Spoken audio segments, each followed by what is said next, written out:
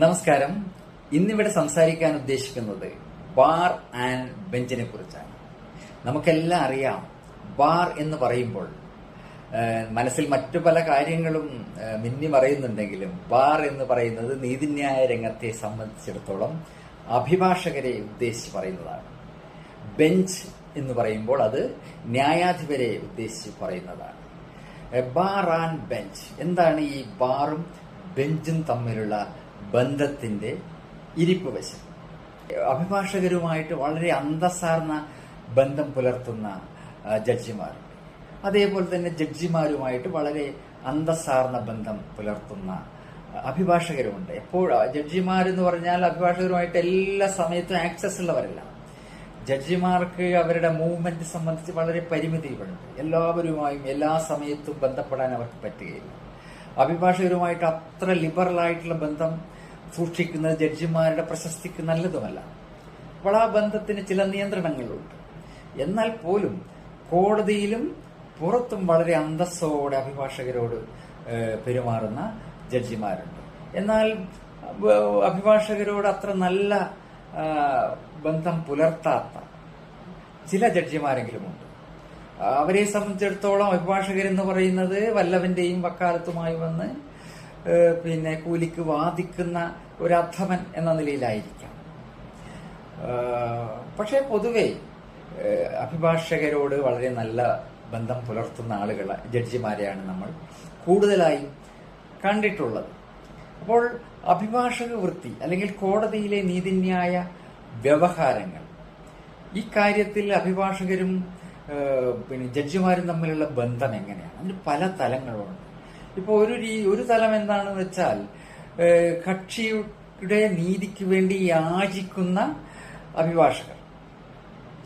അങ്ങനെയാണ് the petitioner prays for justice എന്ന നിലയിൽ. Petitioner prays for bail. ഈ ഭാഷ തന്നെ അങ്ങനെയാണ്. കൊളോണിയൽ കാലഘട്ടത്തിൽ നിന്നും പകർന്നു കിട്ടിയ ഒരു ഭാഷയാണ് പ്രേസ് എന്ന് പറയുന്നത്, പ്രാർത്ഥിക്കുന്നു എന്ന നിലയിൽ.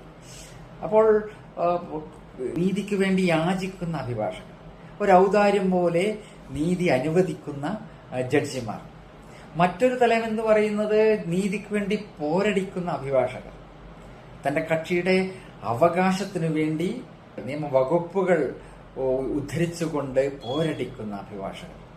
അപ്പോൾ അഭിഭാഷകന്റെ ഈ പോരാട്ടം കണ്ട് കക്ഷിക്ക് അവകാശം അനുവദിച്ചു നൽകുന്ന ജഡ്ജിമാർ. ഇതാണ് അതിന്റെ രീതി. ഇനി പല തലങ്ങളിലും ഇത് ഉണ്ട്.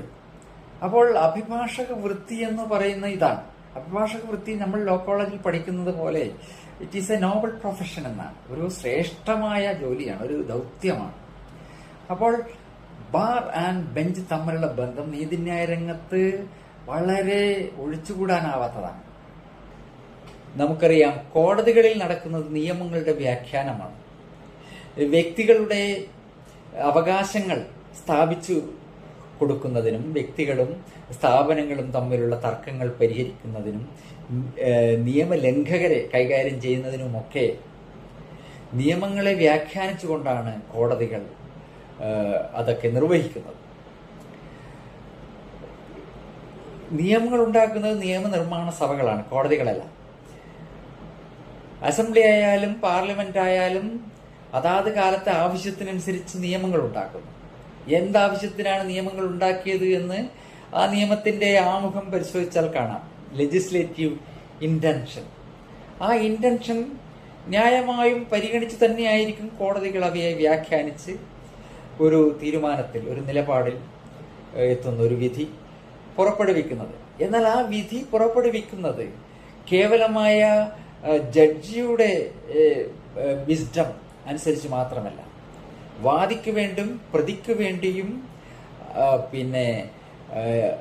രംഗത്ത് വരുന്ന അഭിഭാഷകരുടെ വാദമുഖങ്ങൾ കൂടി പരിഗണിച്ചായിരിക്കും.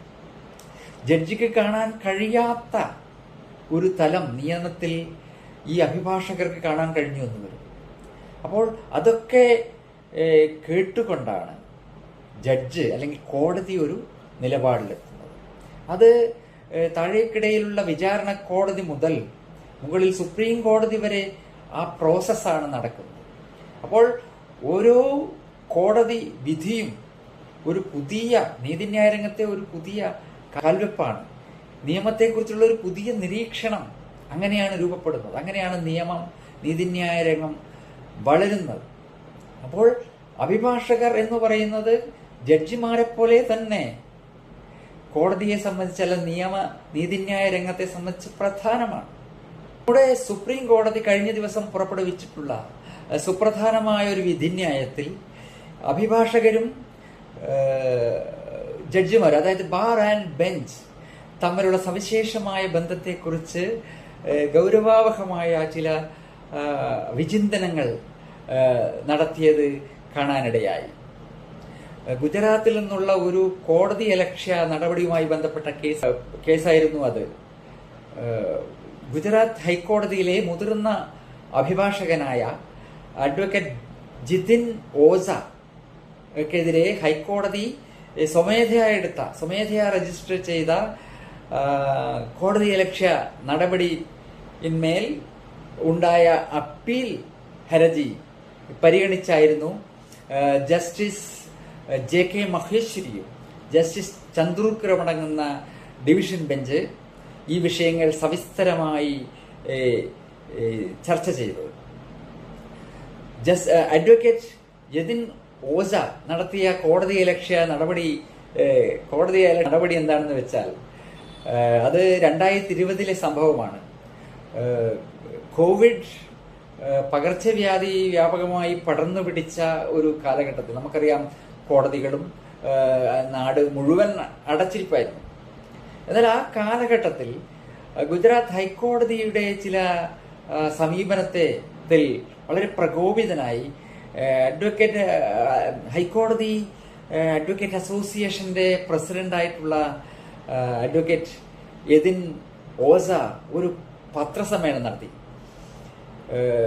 ഒരു ഫേസ്ബുക്കിലൂടെ നടത്തിയ ഒരു ലൈവ് പത്രസമ്മേളനമായിരുന്നു അത്. ആ പത്രസമ്മേളനത്തിൽ അദ്ദേഹം വളരെ രോഷാകുലനായി പറയുകയുണ്ടായി, ഗുജറാത്ത് ഹൈക്കോടതി ഒരു ചൂതാട്ട കേന്ദ്രമായി മാറിയിരിക്കുകയാണ്. വൻ വ്യവസായികൾക്കും കള്ളപ്പണക്കാർക്കും പ്രീതി നൽകാൻ പാടുപെടുകയാണ് ഈ ഹൈക്കോടതി രജിസ്ട്രി. ഇങ്ങനെയുള്ള പത്രസമ്മേളനത്തെ തുടർന്ന് അഡ്വക്കേറ്റ് യതിൻ ഓസയ്ക്കെതിരെ ഹൈക്കോടതി സ്വമേധയാ കോടതി അലക്ഷ്യ കേസ് രജിസ്റ്റർ ചെയ്തപ്പോൾ അഡ്വക്കേറ്റ് ഓസ ക്ഷമാപണം നടത്തുകയുണ്ടായി. പക്ഷെ ആ ക്ഷമാപണം സ്വീകരിക്കാൻ ഹൈക്കോടതി തയ്യാറായില്ല. അതൊരു പേപ്പർ അപ്പോളജിയാണെന്നാണ് ഹൈക്കോടതി വിശേഷിപ്പിച്ചത്. കാരണം ഇത്തരം കുറ്റകൃത്യങ്ങൾ നിരന്തരം ആവർത്തിക്കുന്ന ഒരു ആളാണ് അഡ്വക്കേറ്റ് യതിൻ ഓസ. 2006-ലും 2016-ലും അദ്ദേഹം സമാനമായ കുറ്റകൃത്യം ചെയ്തതായി ആരോപിക്കപ്പെടുകയും അപ്പോഴൊക്കെ അദ്ദേഹം ക്ഷമാപണവുമായി രംഗത്ത് വരികയും ചെയ്തതാണ്. അപ്പോൾ അത്തരം അപ്പോളജികൾ അദ്ദേഹത്തെ പരിഷ്കരിക്കുന്നില്ല. അതുകൊണ്ട് അദ്ദേഹത്തെ കർശനമായി ശിക്ഷിക്കേണ്ടതുണ്ട് എന്ന് ഹൈക്കോടതി കണ്ടെത്തുകയും അദ്ദേഹത്തിന് പിഴയും തടവും ശിക്ഷ വിധിക്കുകയും ചെയ്യുകയുണ്ടായി. എന്നു മാത്രമല്ല, ഹൈക്കോടതി അദ്ദേഹത്തിന് നൽകിയ സീനിയർ അഡ്വക്കേറ്റ് പദവി തിരിച്ചെടുക്കുകയും ചെയ്തു. ഹൈക്കോടതി വിധിക്കെതിരെ ഒരു അപ്പീൽ ഹർജിയുമായി സുപ്രീം കോടതിയിലെത്തിയ അഡ്വക്കേറ്റ് യതിൻ ഓസ താൻ ജുഡീഷ്യറിയെ അവമതിക്കാൻ ഉദ്ദേശിച്ചിരുന്നില്ല എന്നും ഹൈക്കോടതിയിൽ തങ്ങളുടെ കേസുകൾ ലിസ്റ്റ് ചെയ്യപ്പെടാൻ പാടുപെടുന്ന ജൂനിയർ അഭിഭാഷകരുടെ പ്രശ്നങ്ങൾ ശ്രദ്ധയിൽ കൊണ്ടുവരാൻ മാത്രമാണ് ശ്രമിച്ചതെന്നും വാദിച്ചു. പകർച്ചവ്യാധിക്കാലത്തെ വൈകാരിക സമ്മർദ്ദത്തിന്മേലുണ്ടായ സ്വാഭാവികമായ പൊട്ടിത്തെറി മാത്രമാണ് തന്റെ പ്രതികരണം. കേസിന്റെ മെറിറ്റിലേക്ക് കടന്നു ചെല്ലാൻ വിസമ്മതിച്ച സുപ്രീം കോടതി മുതിർന്ന അഭിഭാഷകന്റെ കാര്യത്തിൽ കർശനമായ പ്രതികാര നടപടികൾക്കപ്പുറം കാണണം എന്ന നിലപാടാണ് സ്വീകരിച്ചത്. ബാറിന്റെ അന്തസ്സും ബെഞ്ചിന്റെ ബഹുമാനവും പരസ്പര പൂരകങ്ങളാണ്. ഫിയദോർ ദസ്തയേവ്സ്കിയുടെ കുറ്റവും ശിക്ഷയും എന്ന കൃതിയിലെ മനസാക്ഷിയുള്ള മനുഷ്യൻ സ്വന്തം തെറ്റേറ്റു പറയുമ്പോൾ തന്നെ അതിന്റെ യാതന ഉള്ളിൽ അനുഭവിക്കുന്നുണ്ട് എന്നും അതുതന്നെയാണ് അവനുള്ള ശിക്ഷ എന്നും ഉള്ള വാചകം ഉദ്ധരിച്ചുകൊണ്ട് ജസ്റ്റിസ് JK മഹേശ്വരി തയ്യാറാക്കിയ 60 വിധിന്യായത്തിൽ നീതിയുടെ കാരുണ്യം അനന്തമാണ് എന്ന് വിശേഷിപ്പിച്ചു.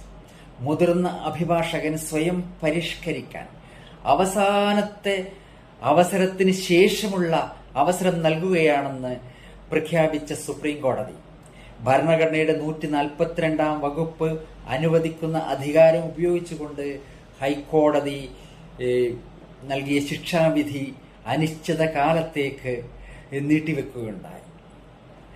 ഹൈക്കോടതിക്ക് പ്രതിയുടെ പെരുമാറ്റം അതാത് കാലം റിവ്യൂ ചെയ്യാമെന്നും അദ്ദേഹം സമാനമായ കുറ്റകൃത്യം ആവർത്തിക്കുന്ന പക്ഷം ഇമ്മീഡിയറ്റ് എഫക്റ്റായി ഈ ശിക്ഷാവിധി നടപ്പാക്കാമെന്നും സുപ്രീം കോടതി വിധിയിൽ പ്രഖ്യാപിച്ചു.